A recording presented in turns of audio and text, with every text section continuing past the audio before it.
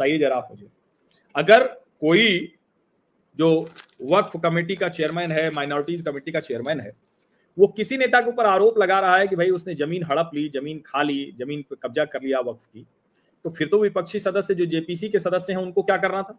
उनको उस मामले को देखना था, उसकी जांच करनी थी, उसके आधार पर जो सिफारिश देना है दे देना है। लेकिन उन्होंने कहा कि ना ना हम तो मीटिंग से ही बाहर जा रहे हैं, हम नहीं शामिल रहेंगे जेपीसी। अब इसका तो बड़ा सीधा सा मतलब हुआ कि मुसलमानों का एक बड़ा वर्ग है जो ये कह रहा है कि हमारी जमीन पर नेता लोगों ने, और अगर खरगे जी ने कहीं कुछ कब्जा किया है या कोई दूसरा कांग्रेसी नेता है तो और बड़ी चिंता की बात है। ये लोग तो मुसलमानों के खैरख्वाह बनते हैं, ये लोग तो ये बताते हैं कि मुसलमानों के लिए वो कलेजा देने को तैयार है। तो फिर क्या हो रहा है? और उसके बाद आपको कुछ नहीं सूझता तो अब बाइकआउट। अब सवाल ये है कि फिर कोई भी जेपीसी क्यों बननी चाहिए? अगर संसद का जो लॉक जैम है, संसद की जो मुश्किलें हैं, सदन के भीतर लोकसभा में जो संकट था, जेपीसी में भी वही संकट कैसे हो सकता है भाई?